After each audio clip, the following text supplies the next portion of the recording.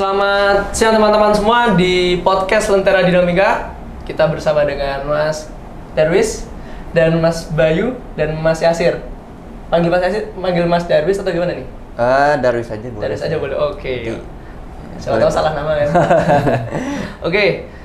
Jadi pada podcast pertama ini teman-teman, ini podcast pertama kita di Lentera Dinamika, podcast yang pelajar DIY ya. Kita di sini di bawah naungan pimpinan daerah Ikatan Pelajar Muhammadiyah Kota Yogyakarta, yang kemudian kita di sini mengadakan podcast gitu ya dalam isu-isu yang insya Allah nggak kalah hangat lah dengan apa yang isu yang teman-teman ikuti. Jadi ya terkait fokus kali ini adalah artificial intelligence. Adapun kemudian artificial intelligence ini, AI ini kita bagi dalam beberapa subtema teman-teman. Kayak ada olahraga yang nanti dengan Mas Darwis, kesehatan mental ya, ada dengan Mas Bayu, dan tema media kreatif yang teman-teman yang suka konten kreator ada Mas Yasir di sana. Yang juga konten kreator juga. Gitu ya Mas ya. Oke.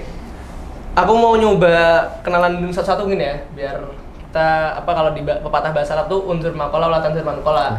Ya kan? Lihatlah unsur maqalah, lihat apa yang dikatakan, jangan lihat siapa yang menyampaikan. Tapi realitanya unsur manqalah gitu kan. Tetap melihat siapa yang menyampaikan. Mungkin kita kenalan dulu biar teman-teman nggak ragu nih kapabilitas masing-masing Mas Maya. Oke, mungkin dari Mas Darwis gitu. Sekarang lagi aktif di PCPM olahraga ya, bidang olahraga betul? Iya, sekarang saya di PC Pemuda Muhammadiyah Depok. Jadi Depok, ya? fokusnya lebih kepada membina olahraga dan futsal rutin. Jadi teman-teman baik itu mahasiswa maupun kader asli Depok, karena Depok sebagai kecamatan dengan jumlah populasi terbesar ya? bahkan di Indonesia ya, karena dengan kepadatan hampir 300-an ribu orang tinggal di satu kecamatan yang sama. Ya, polseknya ada 2 ya? Nah, ya lewat olahraga dan futsal di Gor UIN biasanya main kita rutin. Oke. Dan juga sekarang katanya lagi ngambil S2 juga di UIN ya? Ya, kebetulan ngambil sejarah peradaban Islam di UIN juga sekaligus. Ya, lebih banyak sibuk futsal sih belakangan ini kan. Ya? Okay. Yang ngurusin guru-guru karyawan futsal. Karena bukan hanya olahraga bukan untuk orang muda aja, tapi juga untuk U40 juga penting. U40 teman-teman. Artinya bapak-bapak kita, mbak-mbak kita juga butuh futsal. Pubertas kedua ya. Pubertas kedua. Kembali jadi anak muda. Nah, ya, seperti itu. Asal jangan kena boyok ewe. Itu yang susah itu susah itu. Itu udah tangan menit lanjut. Ya, gitu. Oke, mungkin aku mau berpindah ke Mas Bayu. Mas Bayu sekarang lagi di BUMN Mas ya? Lagi sibuk di BUMN. Nah, sempat di Wade juga ya? Iya, dulu alumni Wade gitu. Oh iya. Jurusan apa Mas? Kebetulan saya ambil bimbingan dan konseling. Bimbingan konseling ya. Dan juga dulu sempat aktif dalam praktisi kesehatan mental juga ya. Jadi mengisi seminar-seminar tentang kesehatan mental di kalangan mahasiswa. Oh gitu, iya baik. Itu aja sih Bang. Pas banget teman-teman ya. Artinya dengan tema kesehatan mental kita hadirkan orang yang tepat juga gitu ya. Kok tadi olahraga pas juga, orang yang aktif di olahraga terlihat dengan bajunya juga. Oh iya, Manchester City. Mas dari sini Manchester City ya. Setia Mas ya? Insya Allah setia. Dibuktikan di Facebooknya. Jadi postingannya kan ada tahunnya, ada tanggalnya. Jadi nggak bisa bohong. Boleh. Oke. Saya mungkin lanjut ke Mas Yasir ya. Mas Yasir yang kita kenal juga dengan content creator ya teman-teman. Yang kalau aktif di IG itu mungkin ngelihat ya Mas Yasir di banyak postingan ya. Dan juga sekarang lagi aktif di PP Mas ya, PPIPM ya. Betul. Bidang Pusat Ikatan Pelajar Muhammadiyah di bidang hubungan kerja internasional, betul? Hubungan kerjasama internasional. Oke, hubungan kerjasama internasional. Mungkin bisa bercerita sedikit mungkin terkait kesibukan sekarang gitu ya. Kesibukan sekarang saya sering ketemu sama mahasiswa ya di kelas gitu ya. Ngobrol-ngobrol aja. Kemudian kalau di PP saya baru saja dilantik sebagai sekretaris hubungan kerjasama internasional tuh belum lama, jadi belum ada program yang bisa saya spill di sini. Coba nanti kita lihat selama satu periode akan ada kegiatan apa. Aksi nyata Mas ya? Iya. Siap. Oke, jadi teman-teman udah diragukan ya. Jadi artinya kita duduk dengan orang-orang yang insya Allah dan udah dipastikan praktisi lah di bidangnya masing-masing. Nah, sebelumnya aku mau coba ke Mas Darwis dulu nih terkait fokusnya ya, pembahasannya. Artificial intelligence menurut Mas sendiri gimana nih? Jadi kalau saya menafsirkan kecerdasan buatan ya, jadi dia itu mengambil data dari setiap yang ada yang bisa dilihat dengan indera kita gitu, misalnya mata, yang melihat pergerakan kemudian dihitung dan apa yang bisa diukur, yang sesuatu yang bisa diukur dan tampak ada di depan mata kita. Nah, sehingga dari kumpulan data itu kan dia bisa merujuk ke berbagai macam kemungkinan-kemungkinan yang hanya terbatas dari data itu saja gitu. Itu pemahaman awam saya tentang AI. Kira-kira seperti itu sih. Artinya AI itu kemudian mengumpulkan data yang dia lihat begitu ya. Iya. Dan dikumpulkan jadi satu kesimpulan begitu ya. Ya, statistik data. Kalau misalkan langsung ke olahraganya ya, misalkan ya.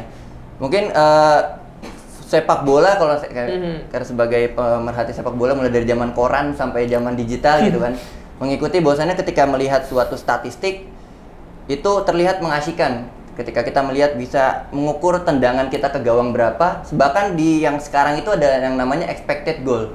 Jadi bagaimana tendangan Anda itu berapa kali kemudian mengarah ke gawang itu juga dihitung dan bisa jadi pertimbangan bagi seseorang untuk merekrut seorang pemain, tapi berdasarkan bagaimana jumlah tembakan dan expected dia bakal masuk, bukan goal tapi expected goal. Sampai segitunya AI mengukur kemampuan seorang pemain di dalam terms football. Mengukur ya? Mengukur. Nah, mengambil data kemudian itu dijadikan pertimbangan apakah pemain ini dirasa cukup bagus menurut data AI atau tidak gitu. Dilihat dari statistik. Kira-kira seperti itu. Oke, tadi dimension ya Mas ya terkait kemudian AI ini mampu mengukur begitu, mengukur kemudian bagaimana performa pemain di lapangan gitu ya. Nah, apalagi especially sepak bola gitu ya. Nah, kita kan karena di sini kita ngomong AI gitu ya, ngomongin teknologi, artinya visioner ke depan lah ya, jangka panjang. Artinya kan juga banyak kemudian isu-isu yang beredar bahwa sangat mungkin untuk AI mendominasi, terutama di bidang olahraga juga. Mengingat kemudian bagaimana efisiensi yang dihasilkan, apalagi dalam dunia bisnis ya, itu kan juga nggak bisa kita nafikan gitu. Betul. Nah, tanggapan Mas sendiri dengan kemungkinan yang akan terjadi ketika AI bisa menguasai di olahraga itu bagaimana Mas? Terlepas dari baik buruknya ya, kita coba untuk bersikap objektif melihat fungsi dari artificial intelligence sendiri khususnya di bidang olahraga dan lebih khusus lagi di sepak bola yang merupakan olahraga paling populer di dunia. Kalau misalkan pendapat saya pribadi ketika melihat teknologi diterapkan di sepak bola, saya teringat di beberapa budaya populer yang memuat tentang olahraga dan teknologi statistik ya. Itu ada satu film yang pernah diperankan oleh Brad Pitt, itu judulnya Moneyball. Jadi itu dari film itu kemudian jadi inspirasi oleh pemilik klub Brentford di Inggris, sekarang klub papan tengah di Liga Inggris, itu untuk mengukur pemain, memilih pemain, belanja pemain sesuai kebutuhan tim yang berdasarkan data statistik. Itu yang pertama. Kemudian yang kedua, mungkin kalau teman-teman sini yang suka nonton drama Korea ya, jadi Nam Kong Min itu pernah main Hot Stop League gitu. Kalau tahu ya Nam Kong Min ya, tahu lah. Itu Hot Stop League itu tentang baseball. Jadi dia sebagai seorang manajer yang sangat rasional, dia melihat scouting pemain, dia berdasarkan bukan hanya intuisi gitu. Intuisi bisa saja menipu gitu, tapi data tidak bisa bohong. Jadi ketika data lewat pukulan, bagaimana dia melakukan lemparan dengan kecepatan yang berapa, itu apakah akan menguntungkan tim atau tidak. Nah, dari kesimpulan tersebut, berarti kan ada sisi positif dari artificial intelligence alias data analis, kita sebutnya data analis statistik dalam olahraga. Pertama karena ini soal kompetisi. Jadi kompetisi itu kan sangat terukur dan dia punya tujuan untuk meraih kemenangan juara. Untuk meraih kemenangan juara, memilih pemain terbaik itu adalah hal yang wajib. Jelas, untuk kepentingan tim. Kemudian taktik, dan yang paling penting adalah pemainnya tepat gak untuk taktik itu. Makanya banyak beberapa tim sepak bola ya, khususnya ya di Eropa, mulai dari ada RB Leipzig, kemudian ada Brentford, ada sekarang itu Salzburg, dan Brighton yang terbaru dengan pemain Asianya Kaoru Mitoma yang bahkan dia membuat sebuah tesis di mana gerakan dribble yang tepat itu dan efektif itu seperti apa. Dia membuat tesis. Sehingga tapi dia kan harus memperhatikan dulu data, kemudian pergerakan dan segala macam. Itu adalah sisi positif dari data, alias artificial intelligence bisa memberikan saran-saran yang tepat. Mungkin kalau yang lebih gampang teman-teman kalau suka main FM ya, Football Manager. Jadi kan tidak ada permainan konsol, dia hanya bagaimana memanajemen sebuah tim berdasarkan data statistik, berdasarkan kenyataan. Jadi ketika kita bisa memilih, wonderkid yang ada di FM kemungkinan Football Manager itu bisa sukses karena datanya dribble sekian yang dilihat dengan mata langsung. Kira-kira itu positifnya. Mungkin kalau negatifnya adalah banyak yang sudah mengkritik terkait dengan apakah sepak bola itu hanyalah data statistik semata. ketika kita main PES, ya biasa anak-anak cowok suka main PES ya. Yeah. Ketika kita nonton bola, baca koran apakah hanya melihat statistik? Pep Guardiola sebagai pelatih terbaik lah sepanjang masa untuk sekarang ya. Dia ketika melatih Barcelona dulu 2011 ketika Barcelona melawan Celtic di Celtic Park 2011. Celtic bermain di kandangnya sendiri melawan Barcelona dengan penguasaan bola hanya 19% dan hanya 1 tembakan ke gawang. Skor akhir 1-0 untuk Celtic. Barcelona menguasai 89% permainan. Apakah dengan angka yang besar dia sudah bisa menguasai? Ternyata hanya dengan 1 lemparan, kayak sebutnya lemparan Daud ya kepada Raja Talent. Selesai itu Barcelona. Karena hanya 89% belum tentu itu menggambarkan pertandingan yang sesungguhnya. Hal itu membuktikan bahwa statistik bukanlah segala-galanya.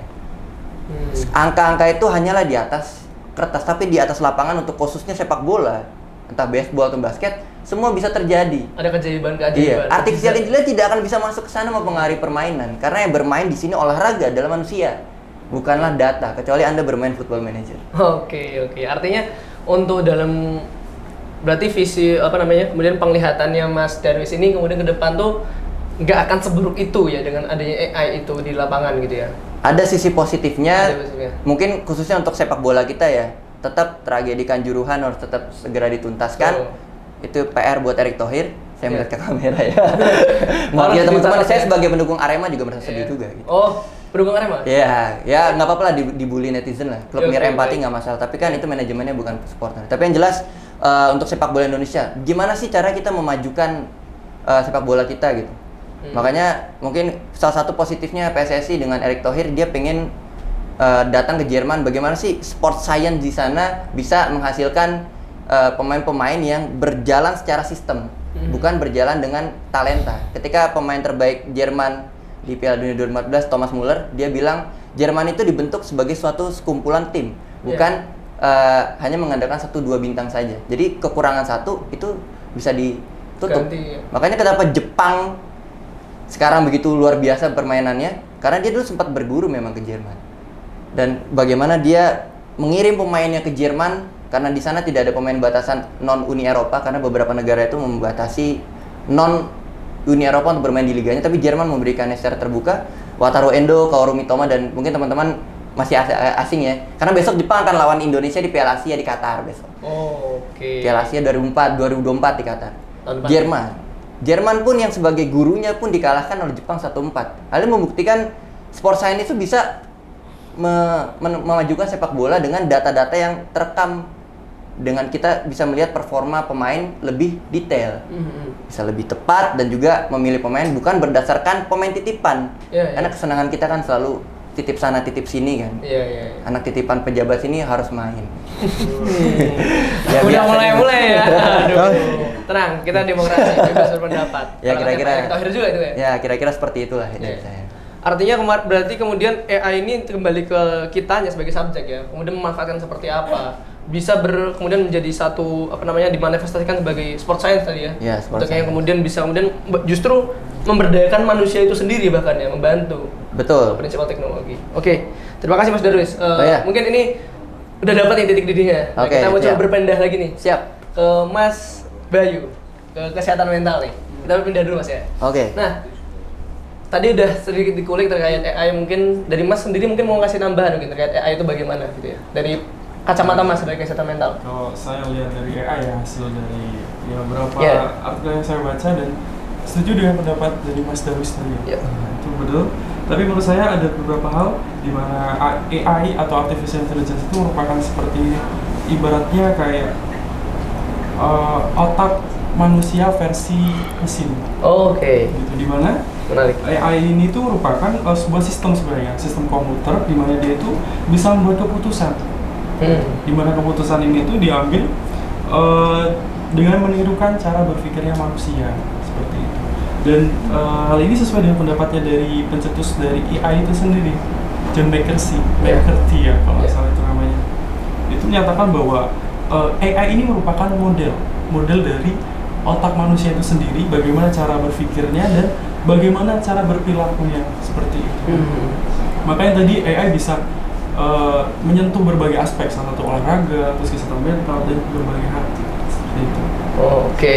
Nah, tadi kita udah melihat AI ya dari kesehatan mental itu, kemudian bagaimana konsep AI itu sendiri, dan mungkin mau masuk kesehatan mentalnya sendiri dulu Mas. Nah, kenapa sih kesehatan mental itu jadi satu topik yang harus kita berikan perhatian khusus Mas? Jadi begini, kesehatan mental itu sebenarnya tuh masalah yang sampai sekarang tuh belum ada habisnya. Oh belum ya? Pasti selalu ada. Belum lagi ditambah dengan kehadiran AI. Ya kan? AI ini sebenarnya juga ibaratkan pisau bermata dua, bisa memberikan dampak positif dan negatif. Seperti itu. Kalau dampak positifnya ya salah satunya nih ya, contohnya dampak positif dari kehadiran AI dalam dunia kesehatan mental, yaitu jangkauannya lebih luas ya kan. Dimana sekarang itu kan beberapa orang itu tidak bisa menjangkau psikolog atau konselor karena mungkin keterbatasan atau beberapa hal seperti wilayah yang jauh dari psikolog tersebut, atau mungkin keterbatasan dari wilayah yang jauh dari jangkauan dari berbagai orang gitu. Dan dengan AI ini, selama itu masih ada teknologi di sana dan jaringan di sana, itu mereka bisa melakukan yang namanya proses konseling atau proses di mana dia itu bisa membantu dalam menyelesaikan masalah mental yang mungkin ada di sana, seperti itu. Kemudian juga dari segi biaya. Sekarang kan jika dengan kehadiran AI itu juga bisa memangkas biaya ya kan. Kita tidak perlu membayar mahal-mahal seorang psikolog, psikiater atau konselor, di mana dia bisa melakukannya lewat smartphone atau mungkin lewat jaringan internet. Selama itu mereka ada gitu. Jadi itu keefektifannya juga lumayan ya dari segi biaya dan juga dari segi jarak tadi. Terus juga kalau dalam segi negatifnya nih ya, nah negatifnya ini yang perlu kita garis bawahi bahwa akan hilangnya rasa kemanusiaan dan empati. Dimana tentunya dengan namanya manusia itu tidak ada yang bisa digantikan dari segi kemanusiaan dan empati. Sedangkan sistem itu berpikir secara sistematis ya, manusia juga bisa, tapi dia tidak bisa membedakan adanya rasa empati tadi. Jika kalau salah ya salah, gitu ya? Iya, kalau salah ya salah, kalau betul ya betul. Nah seperti itu. Kalau manusia kan pasti ada pertimbangan dari segi perasaan dan kemanusiaan. Dan seperti halnya manusia itu dalam membuat keputusan tuh perhatikan 3 aspek, yaitu kognitif, afektif, dan psikomotor. Kognitif itu yaitu dengan pola pikirnya, kemudian afektif itu dengan perasaan, dan kemanusiaan tadi dengan empati tadi, dan psikomotor itu yaitu dari tindakan atau action. Sedangkan dari segi AI itu baru bisa terpenuhi dari segi kognitif. Dari segi kognitifnya aja gitu dan psikomotor. Sedangkan afektifnya itu belum dapat gitu ya. Jadi tidak semuanya itu bisa diselesaikan dengan AI kalau dari segi kesehatan mental. Tapi juga sangat membantu sebenarnya. Jadi ibaratnya seperti ini, kayak AI dengan psikolog atau konselor itu merupakan kombinasi yang sangat sempurna ketika itu bisa dimanfaatkan secara optimal dan maksimal gitu. Jadi kayak seperti halnya kayak ketika kita perlu memproses data, terus juga untuk menganalisis data seseorang itu bisa menggunakan AI. Tapi untuk bagian bertatap muka dan memberikan rasa sentuhan emosional itu manusia tetap. Seperti itu. Artinya untuk pertimbangan secara kayak secara kemudian secara ilmiahnya bisa menjadi metode ya. Artinya sekadar menjadi metode, bukan jadi fokus utama gitu ya. Sebenarnya itu bukan metode ya, kayak lebih ke satu hal yang utuh seperti itu. Antara sekarang tidak bisa dielakkan lagi bahwa perkembangan teknologi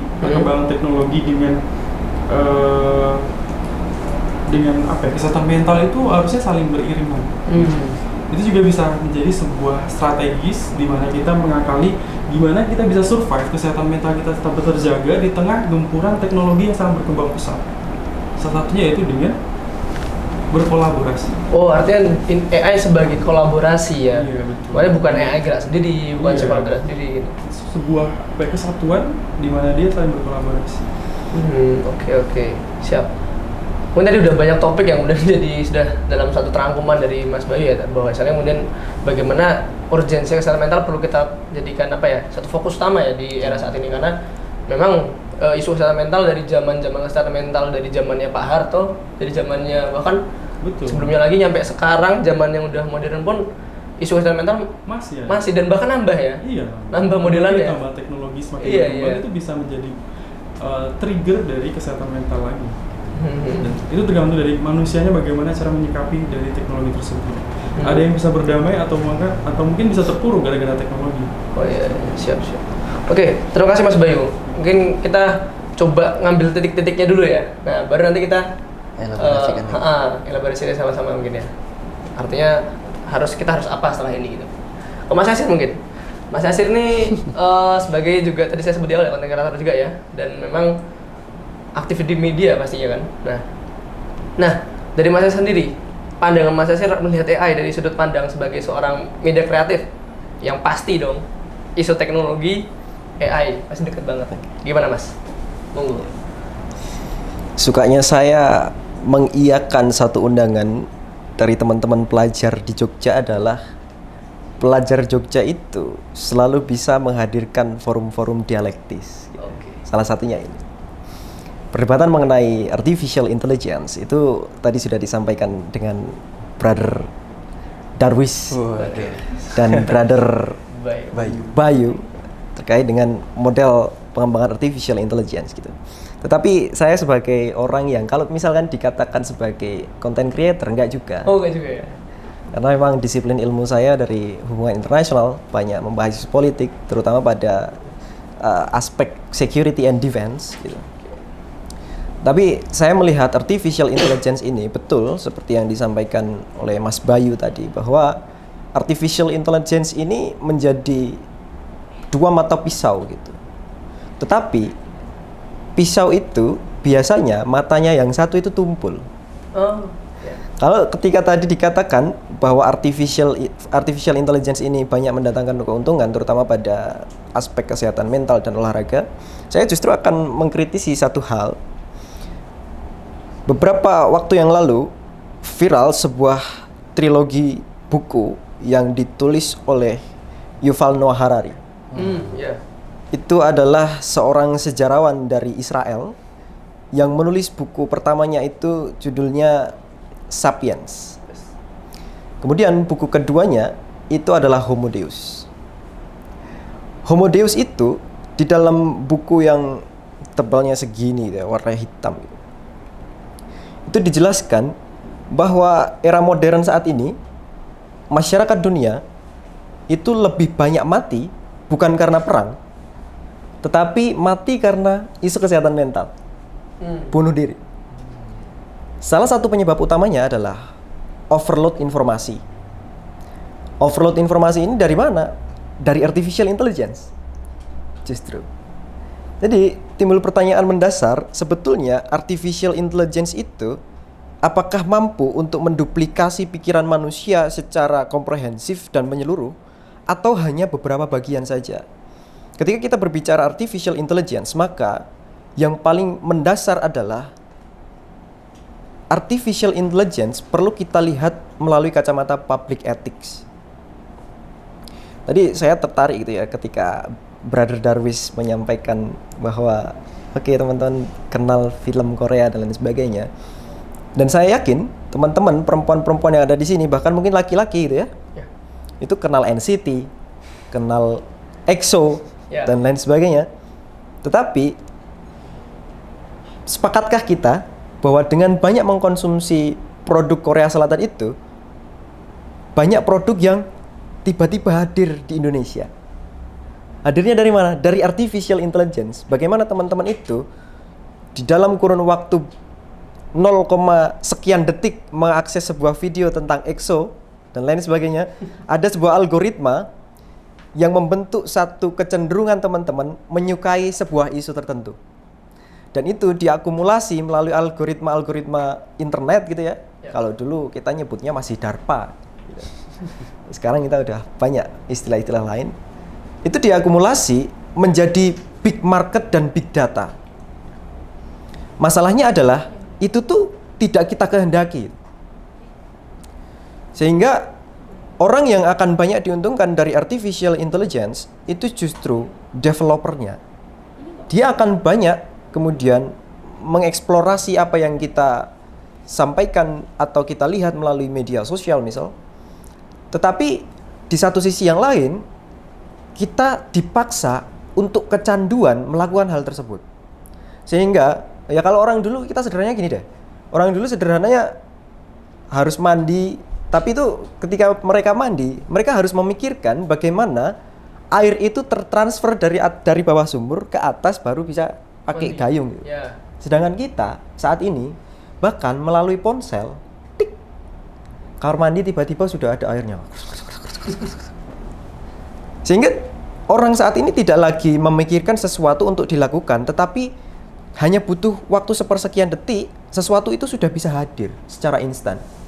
Masalahnya adalah ketika kita lebih banyak menghabiskan waktu di layar kaca atau di media sosial, kita tidak mendapatkan satu kebutuhan manusiawi seperti yang disampaikan Brother Bayu tadi. Nah, ini problem utama artificial intelligence. Kalau misalkan kita melihat dari perspektif media gitu ya. Tapi kita coba lebih jauh teman-teman, bahwa artificial intelligence ini menjadi challenge yang kuat untuk teman-teman pelajar. Karena beberapa waktu yang lalu saya membuat sebuah riset bahwa organisasi kemahasiswaan, organisasi pelajar itu saat ini sudah mulai menurun kinerjanya atau menurun trennya. Yang disalahkan apa? Corona, MBKM, sama online. Oh, kuliah. Online, ya, belajar online ya. Padahal di satu sisi teman-teman, dengan waktu yang bisa teman-teman manfaatkan sedemikian rupa, organisasi itu harusnya tetap bisa survive, tetap bisa berjalan. Nah, ini yang perlu kita diskusikan.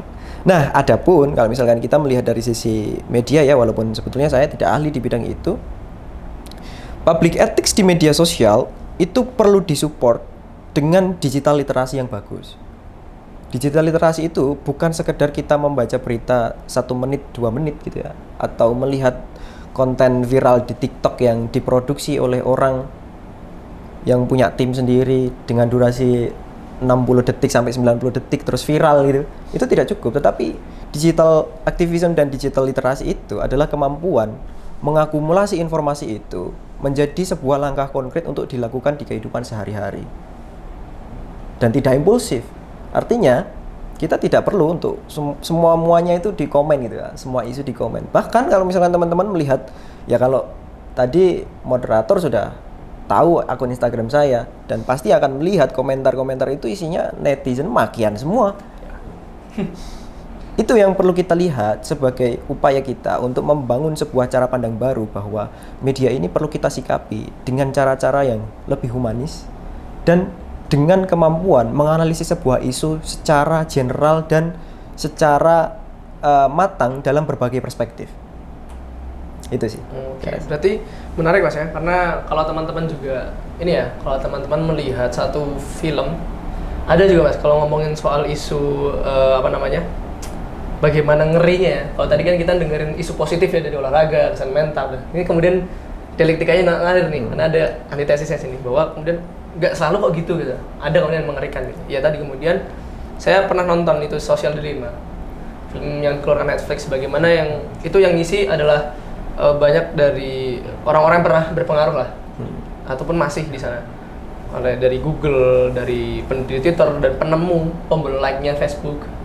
Mereka ngomong semua bahwa memang ini AI ini bisa kemudian mengendalikan kita, kemudian bisa mendikotomikan kesenangan kita tadi, yang kemudian bisa berimpact yang tadi Mas Yasser sampaikan bahwa apakah kemudian yang kita suka ini bisa baik untuk kita, artinya sebenarnya gitu Mas ya.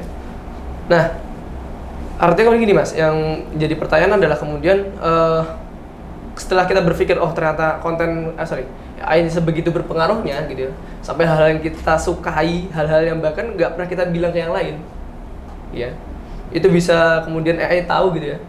Mungkin entah karena kita nge-scrollnya itu mungkin ya, sampai sedetail itu tahu. Nah, untuk konten kreator sendiri Mas, walaupun tadi Mas bilang bukan konten kreator ya, tapi ya barangkali itu sudah berkecimpung juga situ. Seberapa besar sih pengaruhnya kemudian untuk konten kreator dalam memaksimalkan tugasnya mereka, ataupun bahkan ada dampak negatif bagi mereka, gitu Mas, dari AI ini? Saya sendiri adalah pengguna ChatGPT, teman-teman. Oke. Ya. Kalau misalkan ada yang menolak ChatGPT, silakan tolak. Tetapi saya sebagai content creator merasa terbantu dengan adanya ChatGPT. Tapi tidak semua masyarakat Indonesia itu paham bahwa ChatGPT itu didevelop oleh OpenAI pada tahun 2018, kemudian dikenalkan ke publik tahun 2022, kemudian baru viral ke Indonesia beberapa waktu ini gitu. Itu tidak bisa dimaksimalkan sebagai sebuah media untuk membangun sebuah alur pikiran yang lebih kreatif. Artificial intelligence itu kan hanya suntikan informasi, sebagian kecil informasi untuk kemudian memantik kita berpikir kan. Bukan kemudian beberapa waktu lalu itu viral ada mahasiswa dia itu joki tugas kuliah gitu ya. Tapi dia ditipu oleh si penjokinya karena hasil jokinya itu didapat dari ChatGPT. Kan gobloknya 2 tuh jadinya. Mentah aja ya? Mentah. Artinya penggunaan artificial intelligence itu tidak pada tempatnya. Ketika kreativitas itu sudah muncul dan mentok pada waktu kita sudah menulis sesuatu gitu ya, maka artificial intelligence hanya dipakai untuk menjadi doping. Nah, latahnya masyarakat kita itu adalah bahwa ketika ada artificial intelligence, seolah-olah kinerja kita itu sudah tergantikan. Ketika kita sudah menggunakan itu artinya, wah saya sudah kreatif. Padahal zong. Iya. Ketika menggunakan artificial intelligence seperti ChatGPT yang mengenerate berbagai informasi yang didik dari media internet gitu ya, ya kita perlu melakukan penyesuaian-penyesuaian tertentu agar itu tuh kompatibel dengan keadaan nyata yang kita hadapi saat itu. Itu. Nah, challenge-nya adalah teman-teman bahwa kadang itu kita tidak terlalu percaya diri dengan otak kita dan hati kita. Gitu. Kita terlalu percaya dengan artificial intelligence, padahal artificial intelligence itu didevelop oleh manusia yang justru berakal dan berbudi. Tapi ketika kita menghadapi artificial intelligence, kita kehilangan akal dan budi itu sendiri. Jadi ironi ya? Iya. Iya, baik. Paradoks kalau orang bilang. Oke. Kemudian berarti artinya dalam kita manfaat artificial intelligence ini kemudian kita juga memastikan kita juga bukan orang yang tidak punya apa-apa gitu. Ya, betul. AI itu bukan jadi sumber utama gitu. Sekedar menjadi doping kalau tadi kata Mas Yasir gitu ya. Pemantik lah istilahnya. Pemicu ya. Oke. Mungkin aku mau narik mundur lagi nih ke Mas Darwis. Kemudian Mas Darwis yang jadi pertanyaan karena tadi udah dimensi ke pelajar ya. Nah, itulah. Karena memang audiens kita ini kita utamakan pelajar, Mas. Lebih disasar ke pelajar sih. Mungkin kalau Mbah-mbah nonton juga nggak apa-apa, Mbah. Baik, Mbah. Merasa lebih muda 30 tahun itu justru merasa jauh lebih baik. Nah, untuk Mas Darwis, mungkin ada kata-kata yang akan disampaikan ke penonton gitu ya, terkait bagaimana untuk aware pada isu olahraga, dalam kaitannya juga olahraga dalam dunia yang disrupsi ini, yang bergerak dengan cepat ya. Nah, itu bagaimana Mas? Biar tetap eksis lagi. Oh iya, kalau untuk artificial intelligence ya dari saya untuk pelajar khususnya ya. Karena tadi kan sudah dijelaskan tentang baik buruknya OpenAI lagi kan, artificial intelligence gitu ya. Kemudian dan bagaimana sih kita sudut pandangnya bisa dijelaskan oleh Mas Yasir. Jadi dan juga tadi tentang mental health juga. Jadi teman-teman ketika misalkan ini kan anak muda kan sukanya main game ya. Apalagi dengan saya dengar beberapa cerita teman itu dia berkomunitas pun sekarang sudah dengan kalau football yang main gacha gitu ya, main dapat kartu apa dia main dan dia berkompetisi di situ kan mau tidak mau dia kan harus menggunakan akal pikirannya bagaimana caranya supaya bisa ibaratnya kamu main bola di dunia nyata dengan pemain yang nyata tapi ini pemain yang berbasis data dan memasang pemain sesuai dengan yang dia tahu tentang data itu. Itu bagian dari pengenalan terkait dengan data statistik ya. Tapi yang jelas lagi-lagi soal olahraga namanya juga mengolah raga ya. Ragawi ini kan ada di sini gitu loh. Bukan hanya di sini aja gitu. Jadi karena dulu kalau meme-nya kan memes ya, meme bukan meme gitu. Orang anak itu keseringan main di luar disuruh pulang sama orang tuanya. Sekarang kebalik kan. Orang tuanya suruh anaknya buat keluar. Yang jelas buat pelajar tetap yang namanya hobi main games itu nggak masalah gitu. Selama dia itu tidak over pertama. Apalagi game yang berbasis olahraga seperti football, FC ya sekarang udah FC ya. Kemudian ada Mobile Legends dan teman-teman yang lain berkomunitas lah karena memang e-sport sudah diakui oleh badan olahraga sebagai bagian dari olahraga juga. Tapi yang jelas namanya olahraga kita harus mengolah fisik kita kita harus keluar berkeringat. Bahkan orang-orang tua pun mereka mencari, bukan hanya sekedar mencari keringat, tetapi juga ada hubungan sosial yang kadang kita lupa. Bahkan teman saya cerita kemarin turnamen football, dia lawan orang Lombok, dia itu merasa lebih nyaman nggak ketemu satu sama lain ketimbang ketemu main bareng gini, karena dia nanti ada chanting ketika main berdua, gol, kena, waduh, sebelahnya dong. Kalau orang yang jauh kan mau ngomong apa juga orang nggak tahu kan. Ada ibaratnya kalau ketemu ada cywar lah ya, ada cywar, jadi wah kompetitifnya, waduh beda sama main di belakang layar yang justru nanti akan feel-nya nggak kerasa. Feel-nya nggak kerasa. Nah, itu lebih kerasa kalau bisa ketemu langsung, nah, gitu, iya. mainnya bareng ya. Dan juga olahraga ya jelas ya, apalagi ya olahraga bergu, badminton, volley, basket dan futsal, sepak bola, itu kan melatih juga kerja sama tim dan juga melatih kita itu harus paham, nggak semua tuh hebat seperti kita misalkan main. Jadi nama juga olahraga, kita sama-sama keringat bareng, tapi kita juga membantu teman-teman kita untuk mengkoordinasi. Karena keberhasilan suatu tim dalam memenangkan pertandingan dalam sebuah olahraga itu bukan ditentukan oleh 1-2 orang, tapi juga kekompakan tim dan juga latihan yang serius.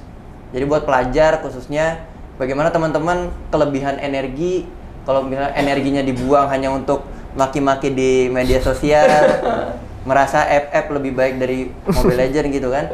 Ya kan biasanya seperti itu anak-anak yang merasa lebih unggul, pengen lebih unggul.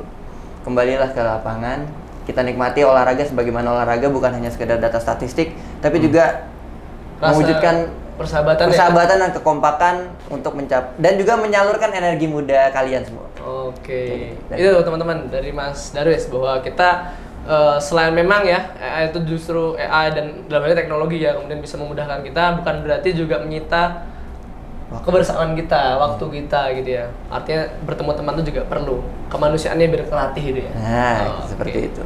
Mungkin Mas Bayu sendiri, gimana Mas? Artinya gimana buat anak-anak muda ini ataupun lebih khusus pelajar ya, care dengan isu kesehatan mental, apalagi di isu isu yang saat ini berjalan ya, isunya makin banyak ya di dunia digital sekarang gitu ya, makin macam-macam namanya. Semua bahkan lebih ngerinya lagi ngaku-ngaku gitu. Waduh, broken home. Padahal cuma disuruh beli jajan, disuruh beli garam doang kan gitu. Waduh, kekerasan gitu. Padahal cuma dikitin sholat deh, gitu. Gimana Mas? Biar teman-teman aware dengan kesehatan mental dan juga aware dengan di dunia digital ini. Oke. Untuk pelajar ya. Iya, pelajar. Baik. Pelajar itu kan masuk ke generasi apa ya? Generasi Z. Lebih ke Z. Generasi Z. Generasi Z itu generasi di mana dia itu sedang mengalami yang namanya di masa teknologi itu berkembang sangat cepat, terus perubahan lingkungan yang sangat drastis, kemudian perubahan sosial dan kompetisi yang sangat kompetitif. Artinya saling berlomba-lomba lah seperti itu. Nah, di sini akan terjadi banyak lagi berbagai hal-hal mental yang harus diselesaikan atau berdamai dengan keadaan tersebut, ya kan. Belum lagi ditambah dengan kasus terbaru, yang terutama itu kasus bully ya. Oh, yang bully Cilacap kemarin ya? Itu alangkah baiknya jika lingkungan sekitar itu lebih peka terhadap hal-hal seperti itu, bukan berarti membiarkannya atau bahkan tidak peduli sama sekali. Bahkan anak sekarang itu kebanyakan kita lihat contohnya di TikTok ya, banyak anak-anak remaja yang curhat dengan akun anonim atau dengan nama samaran, dia curhat semuanya di situ. Bahkan ada yang lebih parah dia pernah mengalami sebuah pelecehan seksual dan lain sebagainya, dia curhatkan di anonim tadi. Manifest. Dan soalnya juga ya. Dan kalian lihat sendiri bagaimana caranya netizen sekarang menanggapinya.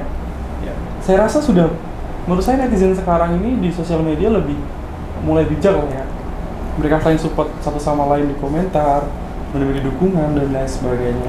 Tapi di satu sisi jangan melupakan dari aspek tadi kemanusiaan dan empati. Orang-orang di sekitarnya itu jauh lebih penting daripada netizen yang tidak terlihat, dalam artian jauh, kita nggak tahu siapa gitu kan.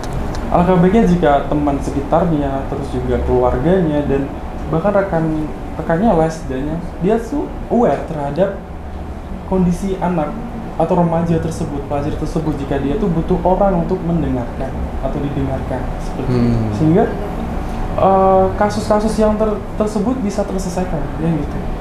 Kan kasus tersebut menjadi marak karena ya itu tadi nggak adanya istilahnya kayak nggak jelas gitu, berhenti selesai tanpa kejelasan seperti itu. Iya kan? Bahkan baru lagi ada kasus kelas mahasiswa ya. Iya, yang kemarin ramai juga ya. Itu juga Di mana itu? Di mana? Di Jambi. Oh, di Jambi. Ada Akses yang mana? Mas. Banyak soalnya. Oh iya, ini kebanjiran informasi jadi bingung mana ini. Bingung. Itu angka baiknya jika apa ya? Malah justru kan korbannya yang klarifikasi. Ya.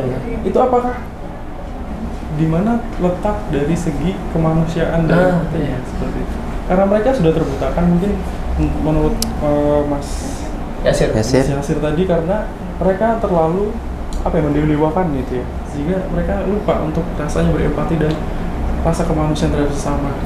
Dan akhirnya baru sadar ketika dihujat oleh satu Indonesia ya. Lalu mereka oh iya saya salah gitu ya. Klarifikasi. Dan akhirnya pihak kampus sedang proses gitu. Ya seperti itu sih. Alangkah kita lebih aware gitu. Be aware. Oke teman-teman, jadi gitu ya, di dunia digital dengan ada artificial intelligence dimanfaatkan kemudian untuk teman-teman bisa lebih curhat lagi. Ya artinya bukan kemudian juga bersembunyi di balik akun anonim juga kalau di dunia digital ya. Lihat teman-teman sekitarmu gitu ya. Mereka aware kok, cuma kamu dulu mungkin kamu yang belum cerita gitu. Kalau mungkin dia nggak bisa mendengarkan, masih ada teman yang lain. Siap. Atau manusia banyak kan ya. Ya mungkin gitu. Brother Araf siap menjadi teman curhat. Oh gitu. Iya. Bisa dihubungi melalui nomor di bawah ini. Jasa teman curhat, Bro. Jasa teman curhat. Kalau di Jepang ada ini ya, rental pacar. Rental teman curhat bisa mungkin dibuka ya. Oh iya. Saya tidak ikut-ikut. Oke, Mas Yasir. Terakhir mungkin ya. Jadi menurut Mas Yasir nih, gimana kemudian teman-teman ini bisa memanfaatkan artificial intelligence ya, dan bisa merapikan pola pikirnya gitu untuk kemudian bisa berkreasi sebagai content creator lah, atau memanfaatkan digital ini gitu dengan artificial intelligence gitu tadi. Oke. Di akhir sesi ini saya akan mengakhiri dengan pertanyaan. Oh baik. Brother Araf, ya? Pertama kali punya handphone usia berapa? Handphone dari umur, kalau handphonenya dikasih di umur bukan 5 tahun nih, kelas 1 SD. Kelas 1 SD. HP-nya? Brother Darwis, main handphone kelas berapa? Main handphone kalau punya HP secara literat ya pas SMP sih. Dari dua jawaban ini, kita sudah bisa melihat gap yang cukup jauh. Betul. SD itu kan 6 tahun. SMP ya 13. Gini, kita bisa melihat gap itu kelas 1 SD ya. Sudah main handphone, nanti kelas 1 SMP. Gapnya 6 tahun. Artinya masyarakat kita hari ini yang usianya 17 ke bawah gitu ya, masanya pelajar gitu. Itu sudah menjadi digital native sejak kecil. Berbeda dengan teman-teman yang sudah quote on quote lebih tua gitu ya, main HP-nya udah agak telat itu. Dari fakta ini, kehadiran informasi dan artificial intelligence tidak bisa kita tolak keberadaannya, tetapi bisa dimanajerial. Beberapa waktu yang lalu, viral sebuah video seorang mahasiswa membuat satu alat pembelah kayu sederhana gitu ya, muter tek gitu, patah. Sekilas memang there is no big problem dengan videonya, nggak ada problem sama sekali. Tetapi ketika teman-teman melihat komentar di TikTok ataupun di Instagram, itu isinya ada yang bilang, wah ini pekerjaan anak SMP, ini anak SMK aja bisa, nggak perlu sekolah aja bisa. Gitu. Tetapi yang perlu kita pahami di sini adalah keberadaan sebuah teknologi itu harus kita sambut. Apapun karya yang dihasilkan oleh agent of change kita, putra-putri terbaik bangsa itu perlu diapresiasi. Dan perlu kita tahu bahwa masifnya teknologi yang ada di beberapa tempat di Indonesia itu belum tentu sudah ada di beberapa tempat yang lain di Indonesia juga. Artinya kesadaran kolektif untuk mengapresiasi sebuah temuan atau sebuah karya itu diperlukan, terutama di dunia digital. Bayangkan, Cina itu bisa sebesar dan sehebat ini karena apa? Karena mereka itu plagiat. Karena mereka itu banyak meniru. Bahkan kalau misalkan kita orang-orang riset atau orang-orang yang melakukan banyak penelitian itu ada satu kalimat amati tiru modifikasi, ATM. Itu perlu memang. Karena siapa yang bisa menjamin sesuatu itu betul-betul baru untuk dimunculkan? Nggak ada yang bisa menjamin. Artinya, yang bisa kita lakukan adalah mengevaluasi apa yang sudah ada, kemudian untuk mempermudah kehidupan manusia itu, tambahkan sesuatu. Nah, berlaku juga untuk mentalitas kita. Masyarakat saat ini secara intelektualitas tinggi, tapi secara public ethics dan juga appreciative inquiry itu decrease. Untuk menjawab tantangan artificial intelligence, itu dibutuhkan kesadaran kolektif bahwa era digital saat ini kita perlu saling berkolaborasi untuk mewujudkan dunia digital yang inklusif dan apresiatif. Kenapa? Masyarakat Indonesia itu nggak maju-maju karena terlalu banyak mengkritik tanpa menghadirkan sesuatu hal untuk menjawab kritikan itu. Kalau misalkan orang-orang riset bilang, saya punya penelitian, dipublikasikan. Nggak bisa kita bilang, wah ini penelitiannya jelek, gini. Tanpa saya punya riset sebelumnya. Artinya untuk membantah sebuah riset, saya harus punya riset juga. Itu yang perlu kita sadari. Apple to apple. Nah, pesannya buat teman-teman pelajar di luar sana, jangan takut untuk memulai sesuatu hal yang baru, jangan takut untuk memulai berbicara di media sosial, karena saat ini yang dipahami di salah satu orto Muhammadiyah yang namanya sedikit bicara banyak bekerja, itu sudah tidak relevan di dunia digital saat ini. Saat ini kita perlu banyak bicara, tapi juga harus banyak bekerja. Tambah banyak bicara juga ya. Oke. Terima kasih Mas Yasir. Oke. Jadi teman-teman, itu tadi sedikit talk ya, chit-chat saya, seorang yang pelajar biasa dengan tokoh-tokoh yang luar biasa ini, subhanallah gitu ya. Yang nggak jauh beda, insya Allah umurnya maksudnya masih ya rentang berapa sih kelahiran Mas Basmo? Classified lah. Oke. Ya mungkin nggak jauh ya, mungkin ada 6-7 tahun mungkin beda ya. Ya artinya nggak yang jomplang jauh sekali.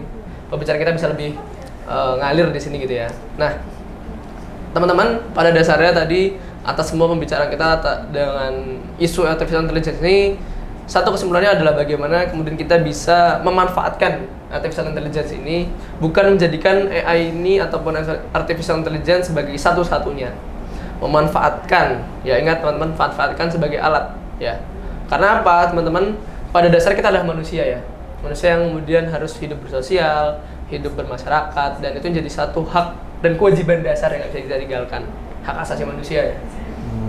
Bagaimanapun perkembangannya, kayak tadi di olahraga tetap harus main bareng, walaupun tetap mainnya secara online, ada e-sport, tetap harus berkomunitas ya. Ya. Mabar. Harus mabar ya. Mabar tuh datang, bukan mabar tuh satu di sana satu di sini, tapi duduk bareng di satu warkop gitu Mas ya. Ya. Kalau dari sana mental, bagaimana kemudian awareness kita dengan teman-teman sekitar kita gitu ya. Mungkin mungkin artificial intelligence akan membantu dalam konsultasi, tapi pada dasarnya juga teman-teman sekitar kita bisa, ataupun orang-orang terdekat kita bisa hadir juga di sana. Dan di Mas Yasir ya, karya kita bisa akan jauh lebih besar ketika kita bisa memanfaatkan tadi, bukan berpatok pada AI yang tadi saja. Dan jangan takut untuk berkarya teman-teman gitu. Dan apalagi di dunia digital sekarang kan banyak bicara dan banyak bekerja gitu. Gitu teman-teman, dari aku ya, saya Araf Caesar Mukarrabin atau Araf sebagai host pada podcast kali ini. Terima kasih atas kesempatannya, dan terima kasih pada materi semua sudah hadir pada kesempatan siang ini, meluangkan waktunya ya mas-mas semua. Semoga diberi keselamatan, dari kejayaan dalam setiap aktivitasnya. Amin. Terima kasih. See you teman-teman. Jangan lupa di subscribe, jangan lupa diikuti, terus berkarya, terus bergerak. Karena kalau kita tidak bergerak, maka kita akan terserak. Sekian, wassalamualaikum warahmatullahi wabarakatuh. Waalaikumsalam warahmatullahi wabarakatuh.